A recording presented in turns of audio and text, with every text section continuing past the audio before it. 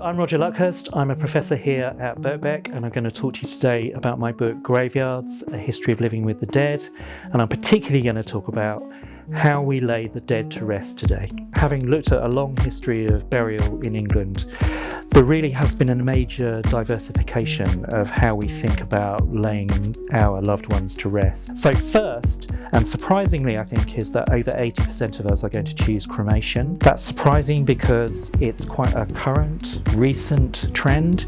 It's only been legal in the UK since the 1880s, but since 1945 it's absolutely expanded as the principal way of processing bodies through from life to this symbolic moment of passing to the other side. But what happens after that is a whole possible range of choices that you might choose. You might, for example, with the remains, have them crushed down and they can be put under really high pressure and turned into diamonds, which people wear. You can take your remains and have them installed on a small spaceship and be fired into low Earth orbit, or you can go to the moon, or you can be fired into deep space if you really want. There's also a whole movement of natural burial as well. So this idea actually of not having necessarily a traditional ceremony at all, but of being placed in a natural landscape in an area where a tree is going to be planted in their memory. The natural burial movement is also very recent. It's only been around since the 1990s, and it speaks obviously to a kind of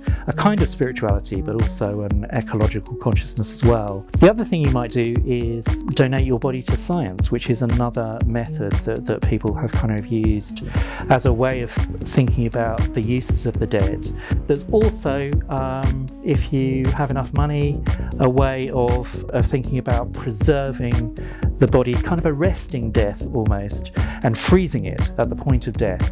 So this whole movement of cryonics or cryogenics, which has been with us since the 1960s, and our scientist Robert Ettinger was the first theorist of that. He set up the first installation which allowed bodies to preserve in frozen liquid nitrogen, and simply you are waiting for the science world to catch up with the minor problem of death. Once it's solved, you can be reanimated, and Ettinger's head is sitting there waiting, along with both of his wives, to be revived. There are other methods though that have developed since. You can have your body vitrified, or you can also think about a digital preservation of your personality yourself. So you can be downloaded into a computer and an AI can start to use all of that data and build a version of you that means that you survive death in a crucial way.